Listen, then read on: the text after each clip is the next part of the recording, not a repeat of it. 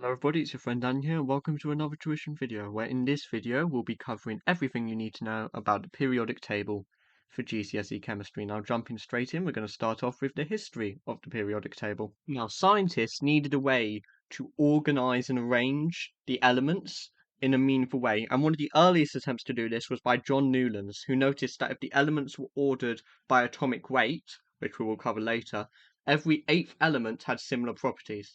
For example, sodium and lithium are 8 places apart when you order in atomic weight, and they both react in very similar ways when exposed to air and water.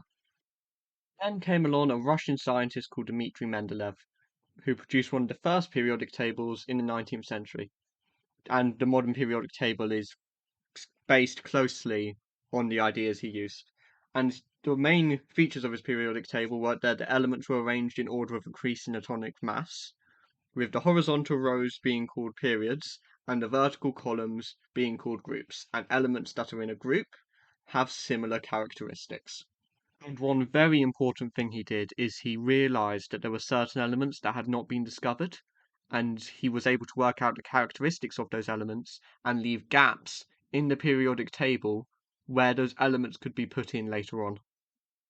Moving on to the modern periodic table, it still uses the same periods and groups as Mendeleev's periodic table. However, modern periodic tables arrange the elements by increasing atomic number, which we'll also cover later, rather than atomic mass, as shown by this periodic table. Okay, now we're going to cover all those tricky little numbers shown on the periodic table and what they mean. Here's a modern periodic table, and you can see there's period numbers across the side and group numbers across the top. And what a period number is it's the amount of electron shells or energy levels that any particular element has. And the group number is the amount of electrons in the outer shell, with group 1 atoms having 1 electron in the outer shell, group 7 atoms having 7 electrons in the outer shell, and group 0 atoms having a full outer shell. And just a little bit of extra information is that the amount of electrons in any particular outer shell, it's 2 electrons in the first outer shell, and then for any subsequent outer shell or energy level, there's 8 electrons. Okay, now let's cover the actual numbers on the elements using this carbon as an example. Now, as you can see, this carbon has a 6 at the top, which is the atomic number, which is the amount of protons in the atom, and also the amount of electrons when it is not an ion.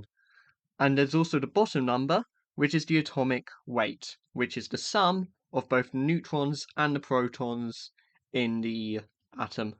And electrons have negligible mass, so we don't include them. Now, as you can see, this carbon has an atomic number of 6, which means it has 6 protons and 6 electrons, and it has an atomic weight of 12. And considering there's 6 protons, there must also be 6 neutrons, because 6 plus 6 equals 12. And we just ignore the 0.011, because that's not included in GCSE, and you don't need to cover that nonsense until you either do A-level, physics, or chemistry. Anyways, that's the end of the video. If you enjoyed the video, make sure to like and subscribe, as only a small percentage of my viewers are subscribed, and it really helps out my channel. And I'll see you